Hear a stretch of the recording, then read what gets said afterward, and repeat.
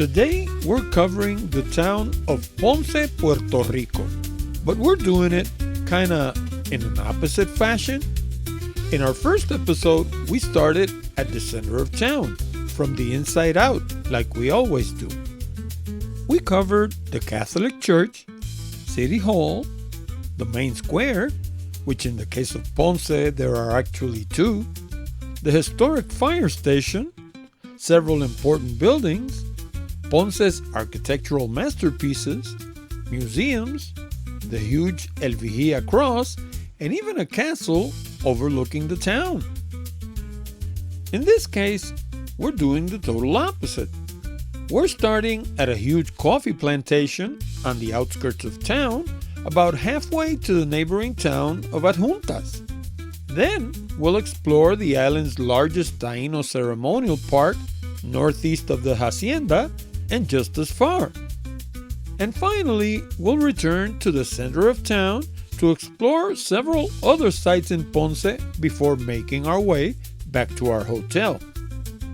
So why did we do things differently this time? Why did we break a mold that has been our trademark since the first video? Well, the operative word here, in case you missed it, was hotel. In order to make filming a little easier, we struck a barter deal with Guánica 1929, a family-owned hotel located about 20 miles west as the crow flies in the neighboring town of Guánica. And the place is gorgeous. It sits right next to Guánica Bay for those killer sunrises and sunsets. It has 27 air-conditioned rooms with king or twin beds, whichever you prefer, TV, microwave oven, coffee maker, a small refrigerator, and pristine bathrooms. There's also a restaurant that operates during the weekends and doubles as a breakfast area during the week. Then you have the grounds. There's a huge pool with provisions for handicapped guests, a basketball court, and a leisure area with hammocks under the trees. So what does all of this have to do with starting at the coffee hacienda and not in the center of town? Well, it was closer to our hotel. The road to Hacienda Buena Vista was not the best in the world. In fact, it's so ridden with potholes that in some instances it feels like it's not even paved. So you'll need to be careful and slow down to save your car's suspension. Hacienda Buena Vista is one of the properties run by the Puerto Rico Conservation Trust. In Spanish, el Fideicomiso de Conservación de Puerto Rico. Other PRCT properties include Las Cabezas de San Juan in Fajardo, Hacienda La Esperanza in Manatí, and San Cristobal Canyon between Ay Bonito and Barranquitas. In the past, this organization used to run like a fine Swiss watch. You could call, make a reservation, and visit any of their properties easily. In fact, when my wife and I visited Las Cabezas de San Juan, it felt like a Disney property, with a tram and driver that explained every single detail. But lately, they don't even pick up the phones. When we went to Manatí, we called to visit Hacienda La Esperanza and couldn't get through. Going to Hacienda Buena Vista was the same situation. But you know me, my wife and I don't give up easily. So we drove all the way up to Hacienda Buena Vista, and luckily there was someone at the gate and they let us through. Okay, everybody, today we're going to be exploring a 19th century coffee plantation. It's called Hacienda Buena Vista, and it's in the town of Ponce. It used to belong to the Vives family. So let's go over there and check it out.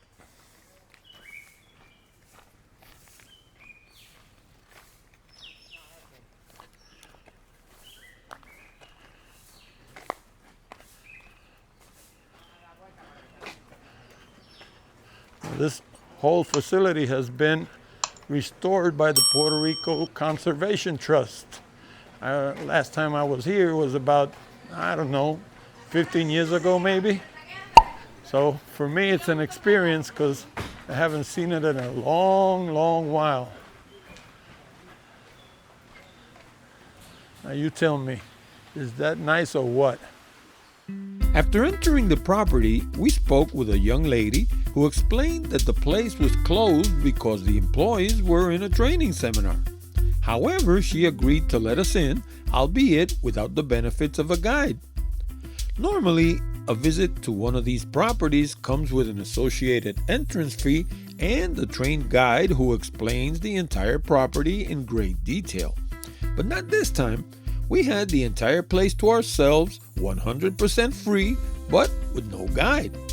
Thankfully, I had been there about 20 years ago, and I have a pornographic memory. Excuse me, photographic. And I knew my way around pretty good. In any case, when you do come here, make sure to make reservations in advance. The guides are well trained, the tours are available in Spanish or English, and the experience will be well worth your time. Now, let's go for a walk through Hacienda Buena Vista. Now, there's a waterfall here that we're going to visit. This waterfall is where they take the water from the river to make this mill work. The mill was powered by the river, and the river was rerouted using a channel that they built alongside the trail. And we're going to be seeing that channel.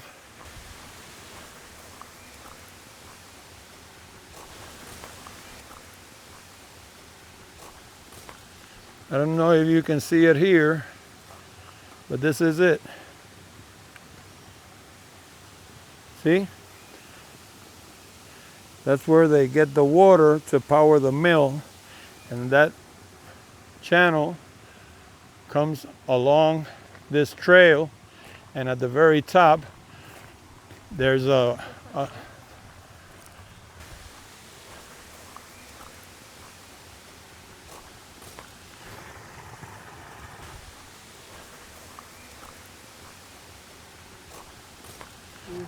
come on, let's go.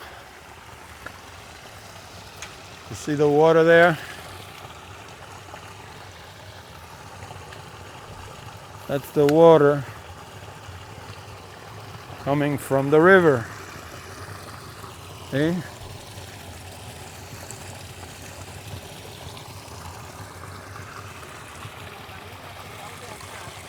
Now, we're going to be walking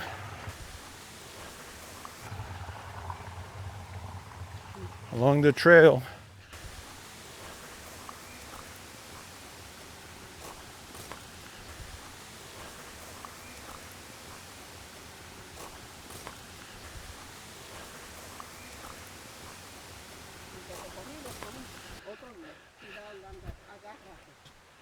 Now all this is based on an excursion that I took about 20 years ago when my kids were a lot younger than they are now. And I remember that at the end of this trail, there's a waterfall where they pick up the water to move the mill. So we're going to go all the way to the end of the trail so you can see the waterfall that powers Hacienda Buena Vista.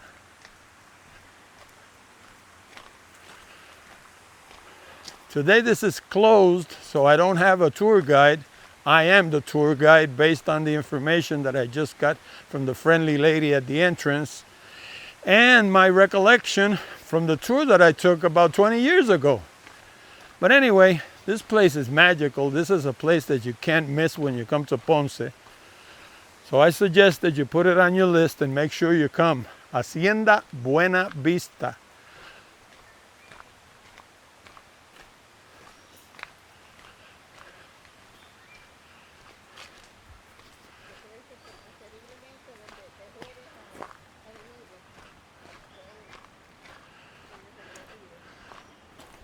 Now, Hacienda Buena Vista is run by the Puerto Rico Conservation Fund. In Spanish, El Fideicomiso de Conservación de Puerto Rico. And I was told that the best time to come is between Thursday and Sunday. Of course, it's better if you make a reservation because that way they'll know you're coming. They organize their groups in Spanish and English. And when we get back to the mill, I'm going to show you where the staging area is. What they do is that they collect the people there, and once they have a group, they go out. This seems to be like a place where they sit everybody down and they give them information about Hacienda Buena Vista. And then they continue up the trail until they get to the waterfall. Like I said, they have tours in Spanish and in English, and they're quite informative. Everything I'm telling you right now is based on what I learned from the tour that I took back then. Now you see these gates here? These gates are there because the channel that brings the water that you see right here, see that's the channel right there? Well, that channel, when it gets here to the mountain, they had no other choice but to make it underground. Well, what happens? That sometimes the channel will fill with leaves and it clogs. So they made these doors here, these gates, that they can open and clean the channel so that it won't clog and the water won't come out. It'll continue down the channel all the way to the mill at the very bottom of the mountain. Or not the bottom of the mountain, but at least the bottom of the property. This property is 600 cuerdas, which, as I understand, is a little more in acres. I'm not sure. I'm going to look it up, but I'm not sure if an acre is more than a cuerda or less than a cuerda. In any case, I'll look it up and I'll put the right amount on the final video. But in any case, I was told that right now the property is close to 600 cuerdas. Here's another staging area where they collect the group, they give them information about the property, then they continue up the trail again.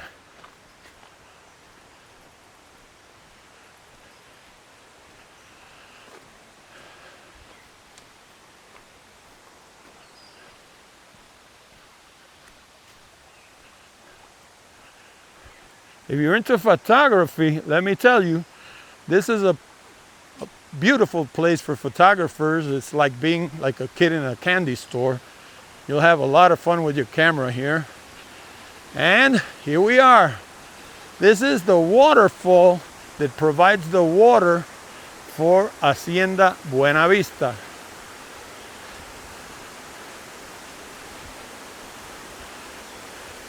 Of course, they don't collect it from the bottom, they collect it from the top, because you see the channel that continues up the mountain. So they must be collecting it from the top of the waterfall. In any case, this is the waterfall.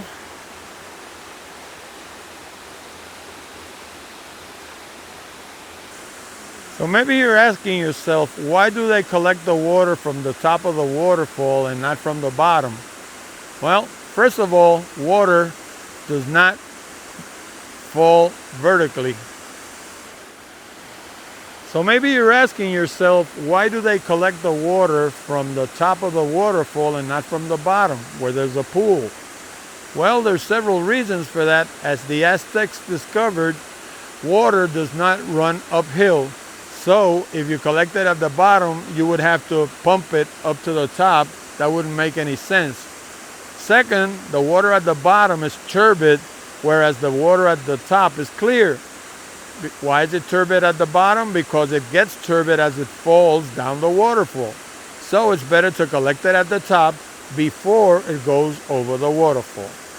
So in any case, you see the waterfall there from the very top to the very bottom. Now, let's go back to the mill. Now, you tell me, is this nice or is this nice? And they keep it this way all the time. They have personnel that does nothing else but to keep this in tip-top condition. And I know, because I was here 20 years ago and it was as nice as it is today.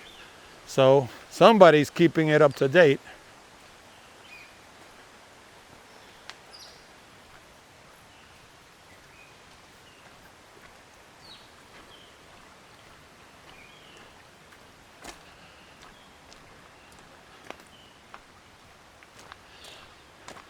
Now, another thing that this place is good for, if you get here early in the morning, is for bird watching. I suppose that you'd have to arrange that with somebody because they open at 9. By 9, the birds have all gone home. Like a friend of mine told me, a friend of mine from Tennessee taught me that animals aren't stupid. Animals will come out early in the morning, they'll feed, and they'll go back to wherever they go. They'll stay all day in the shade. Then they'll come out about 4:30 or 5 and have supper, go to bed. They don't come out at noon to feed because at noon it's too sunny and too hot. So they're not stupid, they don't do that. So if you want to catch birds here, lots of birds, because it's a forest, I mean, they have to be everywhere. You can hear them, you just can't see them. Well, you have to be here early in the morning. And early in the morning means it's closed. So I suppose that maybe, just maybe, this is just something coming from me. I haven't been told this by anyone. But you'd have to make arrangements with somebody to let you in, let's say at 6 in the morning.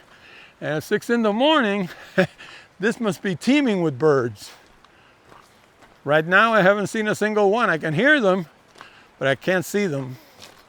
They're obviously there, but they're not showing themselves. They're in the shade, not stupid again.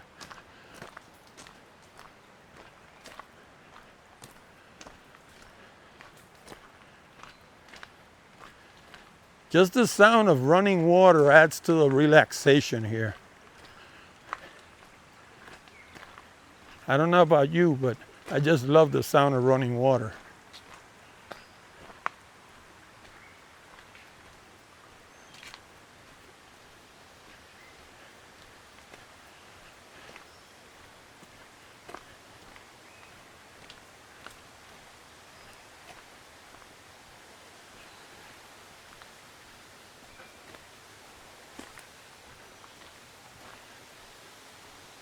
Now this here is a tree that I know.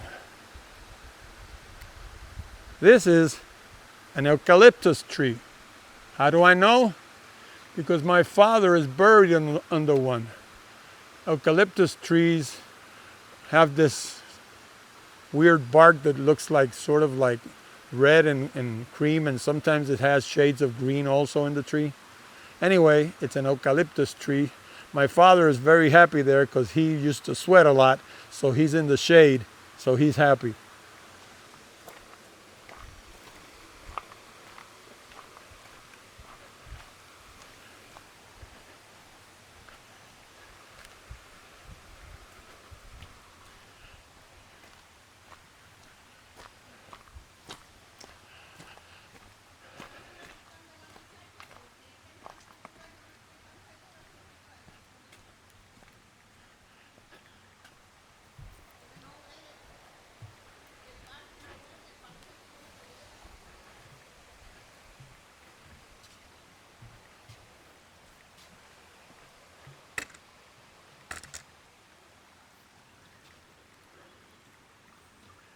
What do you think?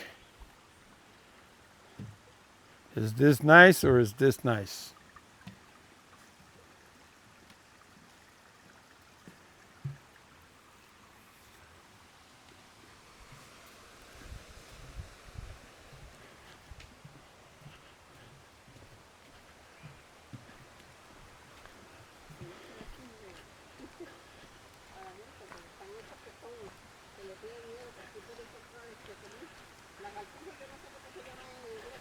By the way, this is something that I'm going to ask. I'm not telling you that that's the situation.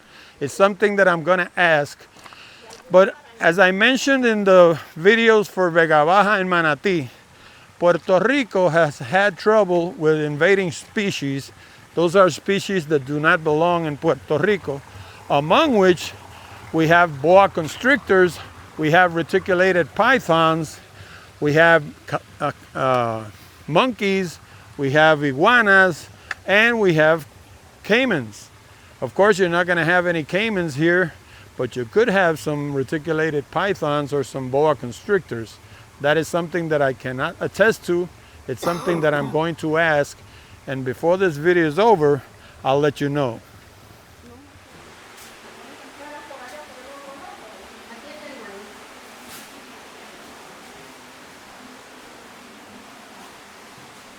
Café.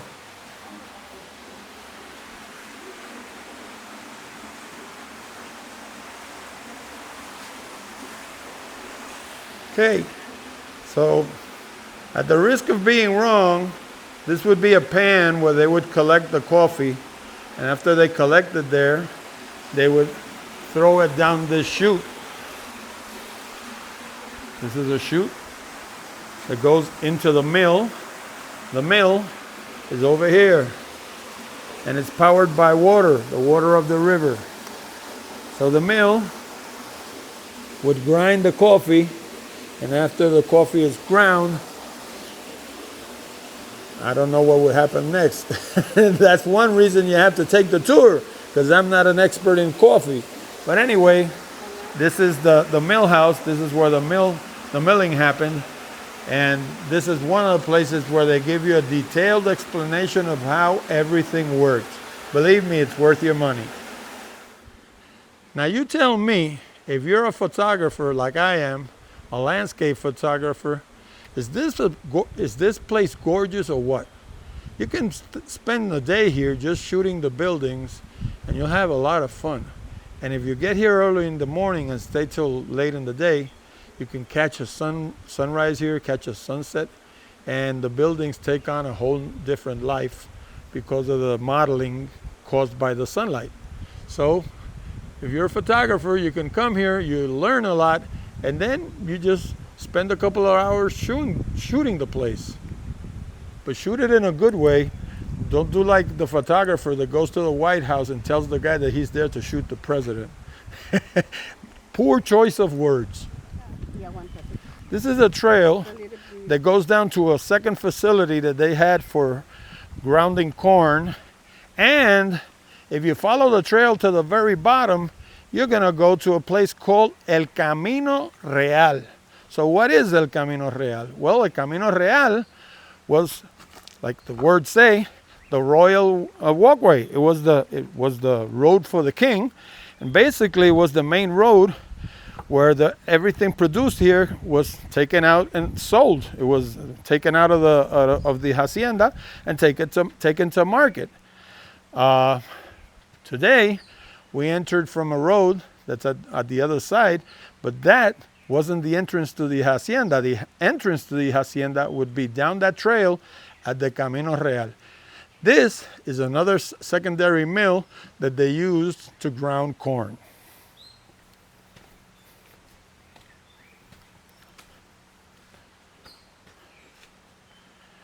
What do we have here?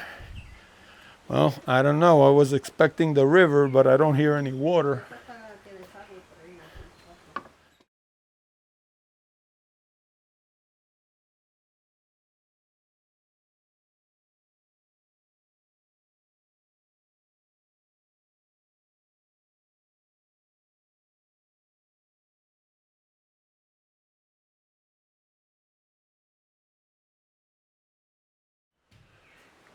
So here's the other mill.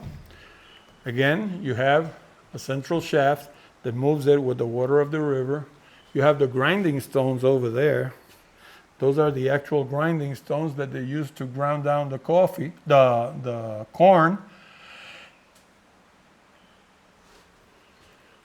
By the way, if you're little on the tall side, says there, baje la cabeza, that means lower your head, because you will hit yourself in the forehead. Over here, you have finer grounding stones. So if you wanted to make a finer powder from the corn, you use these. If you wanted to make a coarser powder, then you'd use those over there. Or maybe you'd use those first, and then you'd use the finer type to make a fine powder after you make a coarse powder. Okay, so here we are. This is the original entrance to the hacienda. Used to go down to the Camino Real. Camino Real meaning the king's walk, the king's road, if you will. Now I went down this way when I came here 20 years ago. The lady, when I got here, told me that this place could be muddy. So we're going to find out. I'm going to try to go down all the way to the Camino Real so you can see it. If I can, I will. If it gets muddy, I'll turn back. The other thing is that it's downhill. And every place you go downhill, the problem is that then you have to go uphill to get out of here. So,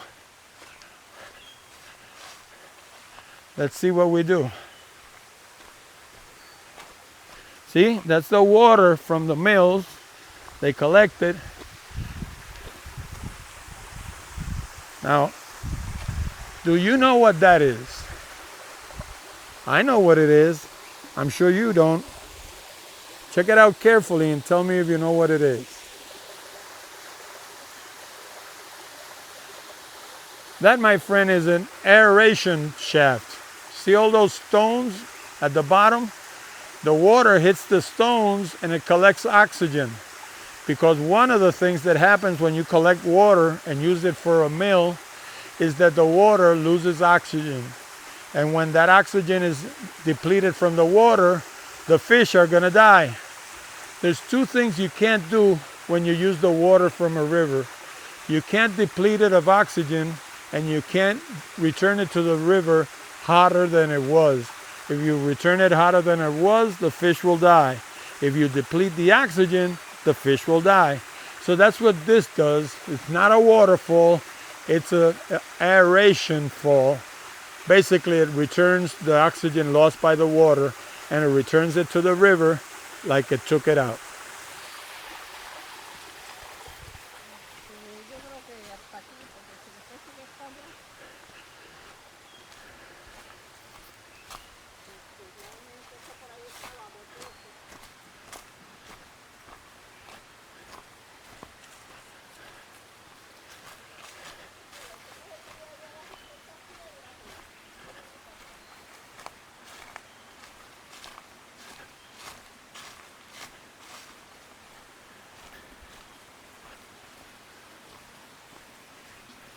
Now, we have signage here with information, and one of these two roads will take you down to the Camino Real.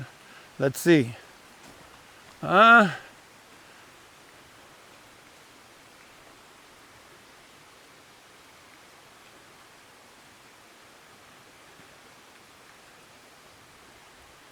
It's not there. That means that it's far away. It's going to be in a different sign. I am not going to go down all the way to the Camino Real because, like I said, the problem with going all the way down is that then you have to climb all the way up. And I'm not in the mood to do that today. Today is very hot and very humid, so I'm not going to even try. Over here, you can see the river,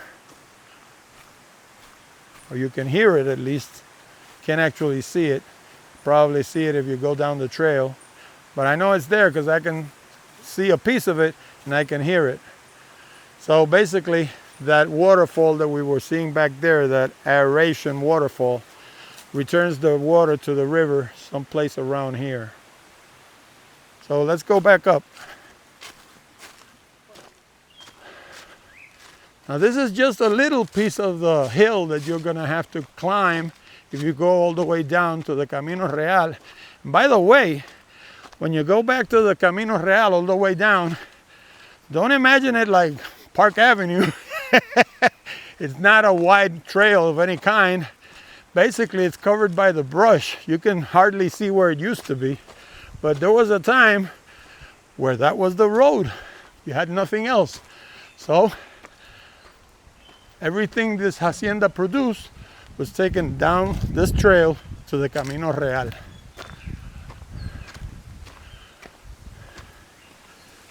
My God, it's hot as hell today.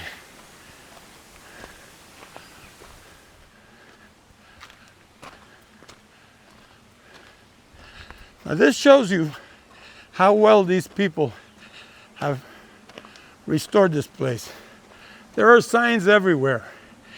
And when the people, the guides are actually working, there's somebody to explain almost any question you might have. So it's worth your money. You're going to have a lot of fun, and you're going to learn a lot.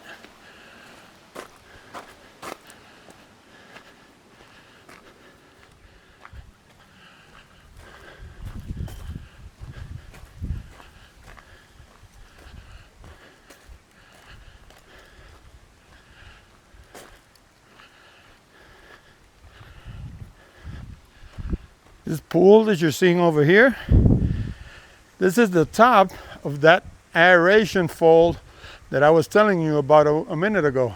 This is where they collect the water. As you can see, it comes down from the mill, comes down that channel, comes down this way, forms a pool here, then it goes down that way into the aeration.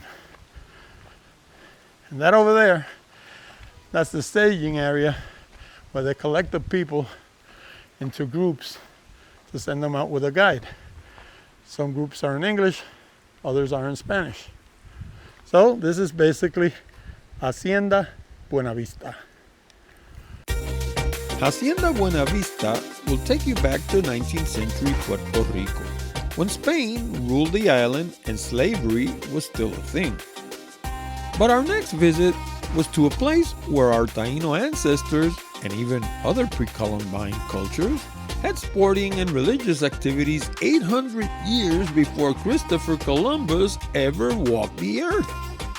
I'm talking about the Tibes Ceremonial Park and Museum, located just east of Hacienda Buena Vista in the Tibes ward of Ponce. However, regardless of the proximity between these two attractions as the crow flies, the drive is quite convoluted. So set your GPS coordinates and follow the instructions carefully. Okay, so here we are at Tibes Ceremonial Park. This is a place in Ponce where they celebrate the Taino heritage of the Puerto Rican people. We don't have any Tainos still around, even though there are people that say that we do.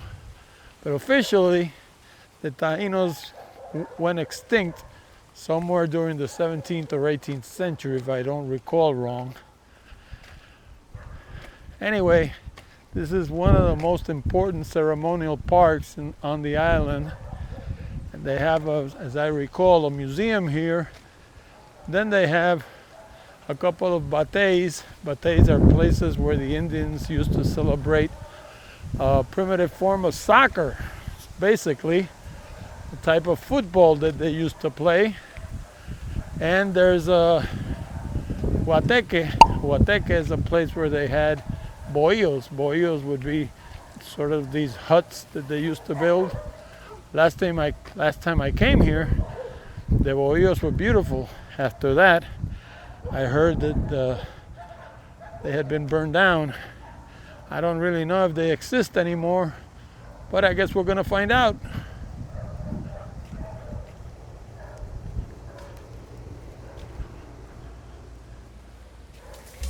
As you enter the Tibes facility, the first thing you'll see is the main office and two museums. At the office, we spoke to a gentleman who told us all about the park. He also told us the true story about the disappearance of the bohíos and yucayeque that used to be part of the Tibes experience. Like many other things in Puerto Rico, they were lacking in maintenance, and the hurricanes, Irma and Maria, did the rest. So instead of repairing them, park management decided to remove them. In case you're wondering, a bohío was a kind of hut where our Taino natives lived, and a yucayeque was the Taino word for small village. If memory serves me correctly, there used to be a fee associated with visiting Tibes. You also had guides that used to lead groups through the park and explain the significance of the place. After all, this place is one of the most important archaeological discoveries made in the Antilles. Well, now it's free. People wander around and they leave without understanding the true importance of the place. I guess you get what you pay for. The museum is quite nice and divided into two areas. One is an open area with no air conditioning, and the other is enclosed and refrigerated. Both are well kept and very informative. Like in Hacienda Buena Vista, my wife and I were pretty much the only ones there, except for several stray dogs that don't really add to the ambiance.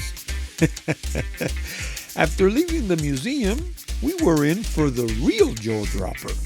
I had visited Tibes about the same time that I visited Hacienda Buena Vista about 20 years ago. So I had very little recollection about how large this place really was. So wear comfortable shoes and be ready to walk, because this place will take you close to an hour to explore. Now this is one of those places where you have total silence. The only thing you hear is the wind and the trees. It's beautiful. I can only imagine what it used to be like when the Indians were here. Total nature. This bridge wouldn't have been here, of course. They would have swam across the river.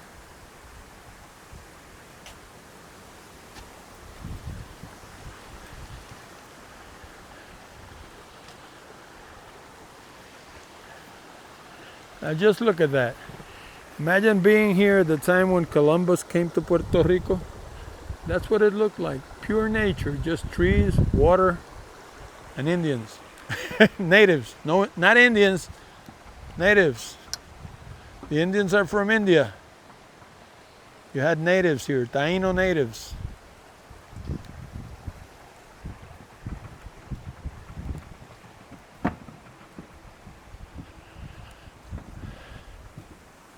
The same thing in the States. In the States, you didn't have any Indians either. You had Cherokee, you had Comanche, you had all sorts of tribes, but they were all natives from the United States, no Indians. Indians are from India.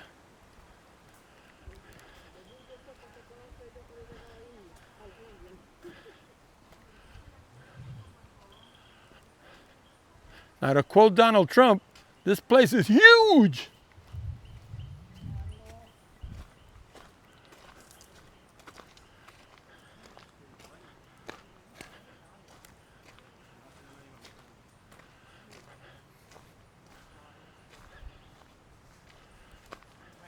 Buenas tardes.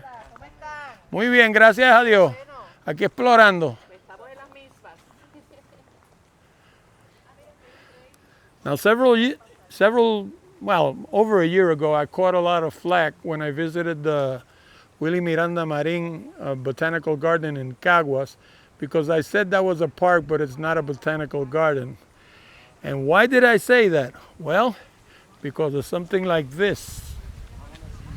Botanical gardens are always full of signage, because if you go to a place like this, where you have lots and lots of trees, you want to know what you're looking at. And if you don't, well, then you have a forest, but you don't have a botanical garden. By the way, that's called a ceiba tree.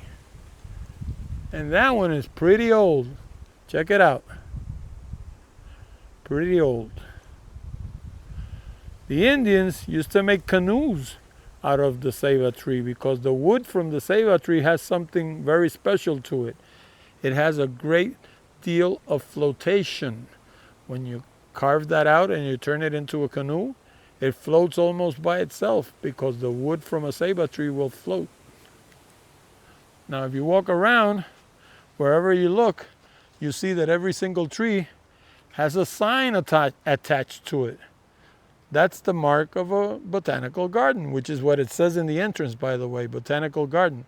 Well, the reason for that is because you can look at the trees and you know what you're looking at. By the way, now that I mentioned this ceiba tree, if you want to see a really huge ceiba tree, check out my patillas video, where there's one that's over 450 years old. It was almost here when Columbus got here. It's about, I don't know, 2 or 3 times the size of that one. The roots at the bottom are about 2 or 3 times as wide as this one. I made a picture of it with my wife and my grandchildren standing next to it, and they look tiny. They look about the size of that pipe that you see at the bottom. Well, that's what they look like standing next to the ceiba tree from Patillas. It's 2 or 3 times the size of this one. And this one is not a small ceiba tree. This is a huge ceiba tree. But compared to the one in Patillas, well, it falls short. Let's go for a walk.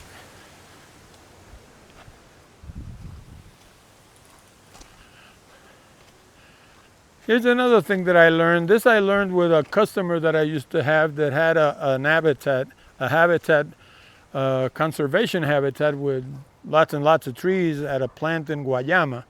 They were called, the business was called IPR Pharmaceuticals. And I went there several times to make video of the place, and I learned a lot.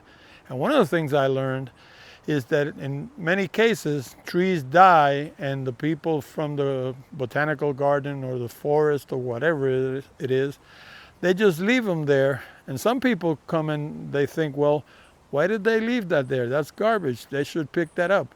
Well, the reason it's there is because it rots and it goes back to the environment. It deteriorates until it gets to the point where it becomes food for the other trees. So that's why it's there, and they don't throw it away. They just leave it there to rot.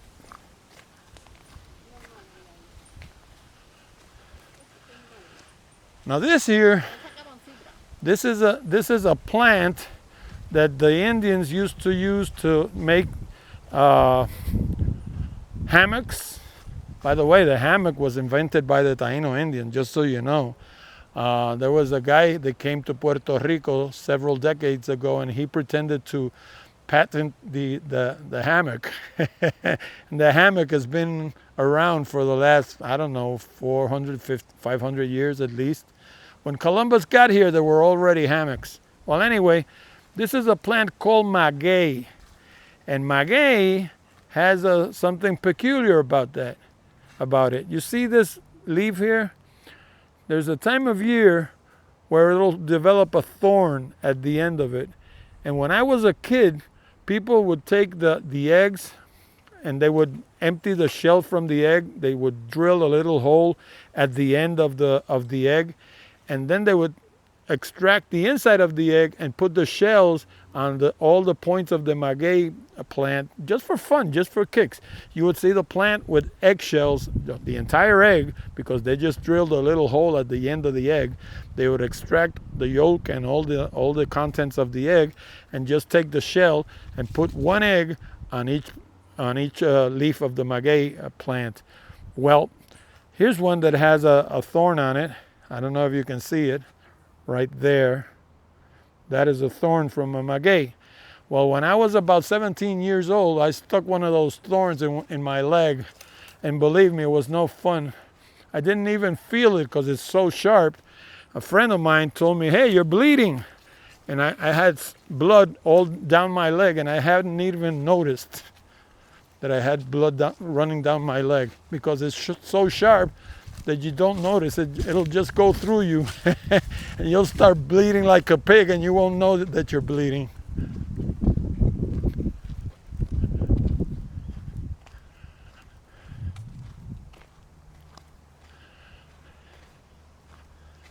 Now this was one of the largest Taino settlements in Puerto Rico. It was discovered about 40, 50 years ago.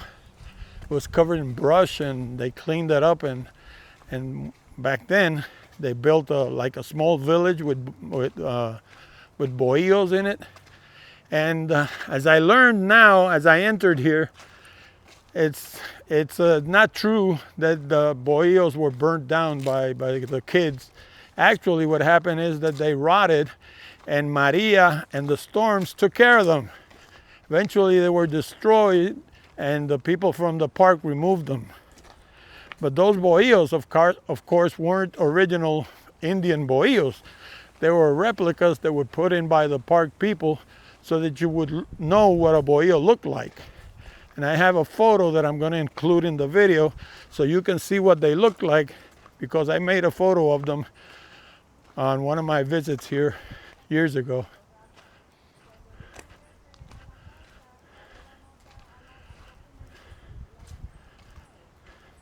So what you see as we progress down the park on your left, that's called a batey.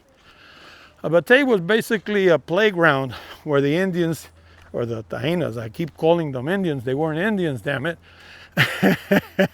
The Taínos, they would play a game that was similar in concept to modern day soccer. And there are several batallas here. So they basically had a sport complex here, you know. Here you have a smaller one, And towards the end, you're going to see a huge one. Many of those stones have petroglyphs on them. Now, if there was a guide here, like there used to be, he would tell us which one is which and what they're called. But the truth is, we're just walking around without knowing what we're looking at. That's a pity. It would be a lot better if we actually knew what we were looking at.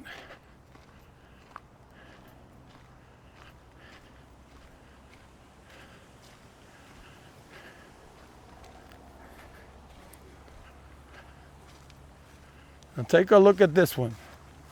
What do you think? Pretty large, huh? Not exactly a soccer field, but it's large.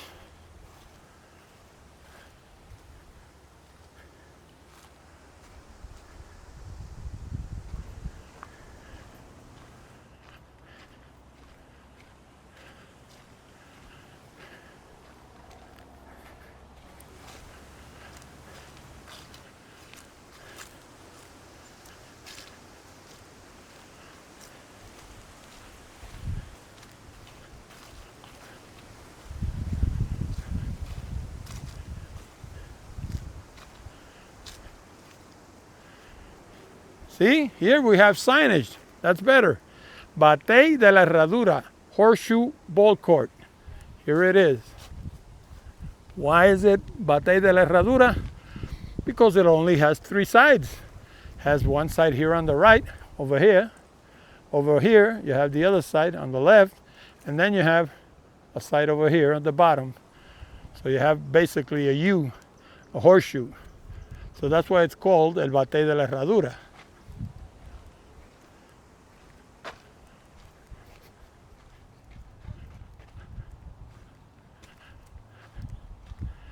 Now this one here, the one we're gonna see now, it's called the main square, Batey Principal.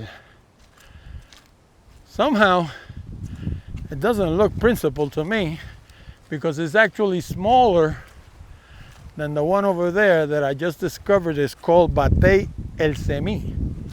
Well, this one is smaller and yet it's El Batey Principal. In any case, it's gorgeous.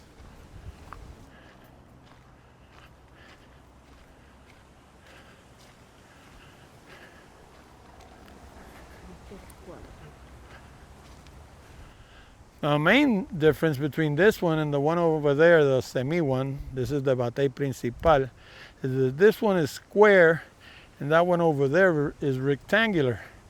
But in terms of area, somehow I feel that this one is smaller than the one over there, the first one that we saw. In any case, this place is gorgeous. And they keep it up real nice. It's really clean. You can tell that, they mow the lawn every couple of weeks because you don't see it overgrown anywhere. They take care of the place. And in case you're wondering, you see that tree line at the very end of the video? Behind that tree line is the river, because the Indians would build their settlements next to a river always, because that provided them with water and fishing, basically even protection, because whoever was going to attack them would have to cross the river first. So that would be a deterrent. So altogether, every time you find a place where there was an Indian settlement in Puerto Rico, you're going to almost always find it next to a river. Remember I was telling you that many of them had petroglyphs? Well, check it out. There you have one of them. Over here you have another one. Basically, nature has taken care of, washing them away. In some cases, they're more obvious than others. And this is what it looks like from the other end. This is from the very end of the park looking out. And you can tell, like I said at the beginning, that this place is huge. We're talking about acres and acres of an Indian settlement right next to the river. Amazing. Have you ever heard of maracas? It's an instrument. It was created by the Indians, and they used to make it out of that. That's called an higuera or higuera.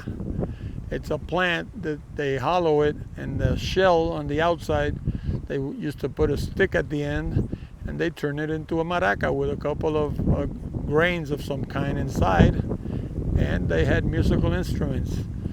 Our natives had no string instruments of any kind or wind instruments. The Indians only had percussion instruments, meaning maracas. They had something called a güiro, and they had other sorts of instruments, but they were all percussion instruments. A while ago, I was telling you that the Indians, or the natives once again, were basically in the Stone Age, while the Spaniards, when they came here, were in the Iron Age. And you can tell the difference because everything is made of stone here. There isn't any metal anywhere. There's hardly any wood, although they did work in wood. They did make things out of wood, but it's mostly stone. Most of what you find is stone. And, well, basically this is all they left, their parks. They didn't leave any buildings like, for example, you find in Europe, in Rome and Greece and other places in Europe. Over here in America, not only in Puerto Rico, if you go to the States, for example, the American Indian or the American native didn't build much either. They were nomads. So that's why you hardly find any information about early settlers to what now is the United States, but before was whatever they used to call it. They didn't call it America either. But anyway, you hardly find any buildings except for the area of Arizona, that sort of place. But you hardly find any buildings. They were nomads. They would go from one place to another. So that's what Indians did too.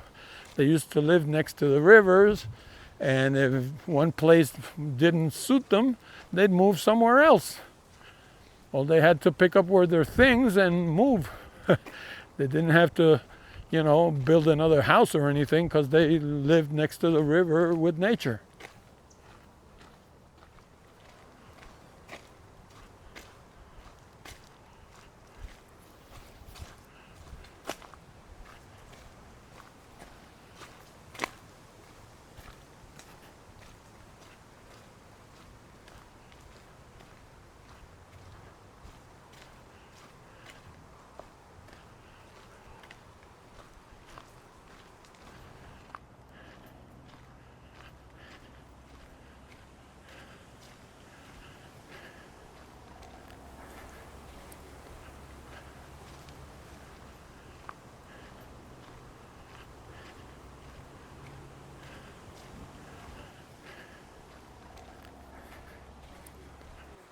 See what I was telling you a while ago? The natives always built their settlements next to the river, and that granted them protection. They could fish, they had fresh water, and it doesn't hurt that the sound is great too for sleeping. I can just imagine sleeping next to a river like this one. You get what they call white noise, very relaxing. After leaving the Tibes Indigenous Ceremonial Center, it was back to the city of Ponce to explore several attractions that we couldn't cover the day before. Like most other pueblos in Puerto Rico, the only way to really get to know them is to walk them. However, in the case of Ponce, that's not totally accurate. There's a cute little tram in the shape of a choo-choo train that takes you on a 15-minute tour of the city. My wife and I discovered it after we had pretty much walked the city, so it made no sense to ride it. But it looks like fun, and I understand that it's also affordable. Capacity is 30 passengers per ride, and it seems like a great way to find your bearings before actually walking the city. After parking our car, my wife and I set out to visit two places in particular: the old Ponce Farmers Market and the place where the Ponce Massacre took place. But of course, we ended up discovering a lot more. Our first discovery was the Centro Cultural Carmen Solá de Pereira, a small museum for local artists that was once the original site of the Ponce Museum of Art. The attendant gave us a short tour of the place and said we could film whatever we wanted. It's funny how smaller museums will welcome any promotion they can get, while larger ones seem to think that they have it all figured out. Oh well. There was yet another museum that we wanted to explore, but this one wasn't about anything positive in the history of this town. At exactly 3:15 p.m.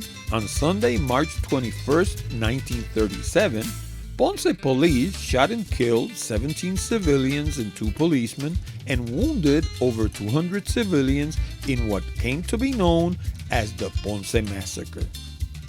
A march had been organized by the Puerto Rican Nationalist Party to commemorate the abolition of slavery in Puerto Rico in 1873 and to protest the U.S. government's imprisonment of party leader Pedro Albizu Campos on sedition charges.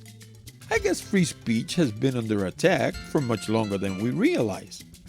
Sadly, the museum is closed and in a sad state of affairs. The hurricanes and earthquakes of the last 7 years have seen to that. What's worse, it doesn't seem like it's gonna reopen anytime soon. There's a very well-kept mural of Pedro Albizu Campos about 200 yards east on the same street. After leaving the proximity of the Ponce Massacre Museum, we went for a final walk to enjoy the beautiful Ponce architecture. You can tell a lot about a town by simply observing its architecture. And the one thing that Ponce screams out is wealth. You can tell that there was a time when this town was one of the island's main business centers, and in many aspects, it still is. Our last stop was at the town's old farmers market, La Antigua Plaza del Mercado de Ponce. Once again, by the sheer size of it, you can tell that there was a time when all Ponceños bought their groceries there. Sadly, we visited at a time when they're remodeling the place, so there were chipped columns and scraped walls everywhere we looked. In many aspects, Ponce is like Old San Juan. It's an old town with lots of history and impossible to explore in a couple of days. I know, because I wrote a book about Old San Juan, and while it's the most thorough, it barely scratches the surface. You can stay for a week at any of these 2 cities and you still won't see it all. It was finally time to say goodbye to Ponce and head back to the beautiful Guánica 1929 hotel and enjoy the afterglow of a beautiful sunset. And why the afterglow, you might ask? Well, because Guánica Bay points southeast, so the sun will always be to your back in the afternoon. In any case, Guánica 1929 isn't just a gorgeous hotel. It's also just a stone's throw away from the world-famous bioluminescent bay La Parguera in the neighboring town of Lajas. And even Cabo Rojo, with all its drop-dead beaches, is just 25 miles away as the crow flies. You can reach any of those attractions in under half an hour. Our next 2 shows will be in the towns of Peñuelas and Guayanilla, where the 2020 earthquakes did most of the damage. Was there anything left to see? Well, you'll be surprised. See you next time.